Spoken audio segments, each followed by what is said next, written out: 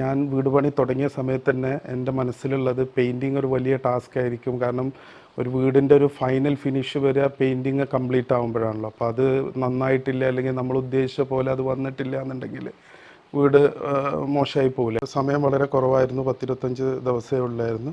അപ്പോൾ ആ സമയബന്ധിതമായിട്ട് തന്നെ അത് തീർക്കാമെന്ന് ഷഹനാസ് ഖാൻ്റെ ആ ഒരു കോൺഫിഡൻ്റ് ആയിട്ടുള്ള സംസാരം കേട്ടപ്പോൾ അതിലൊരു വിശ്വാസം വന്ന് അവരെ ഏൽപ്പിച്ചു.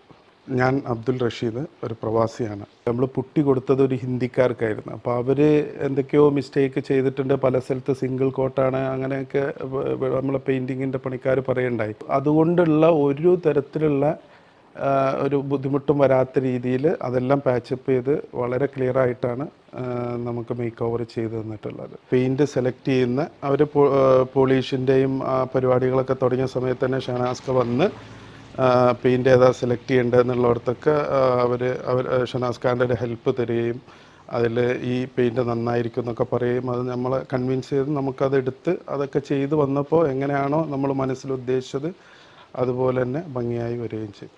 ഇനിയിപ്പോൾ പണിക്കാരാണെങ്കിൽ അവരിവിടെ പണിയെടുക്കുന്നുണ്ട്, ഒന്നും നമ്മൾ അറിഞ്ഞിട്ടില്ല. വളരെ സൈലൻ്റായിട്ട് പ്രൊഫഷണലായിട്ട് അവർ വർക്ക് ചെയ്തു, അവർ പോയി. അപ്പോൾ ഞാൻ തീർത്തും മേക്ക് ഓവറിൻ്റെ സർവീസിൽ ഹാപ്പിയാണ്. തീർച്ചയായിട്ടും എൻ്റെ അടുത്ത ഫ്രണ്ട്സിനും സുഹൃത്തുക്കൾക്കും ഞാൻ റെക്കമെൻഡ് ചെയ്യുകയും ചെയ്യും.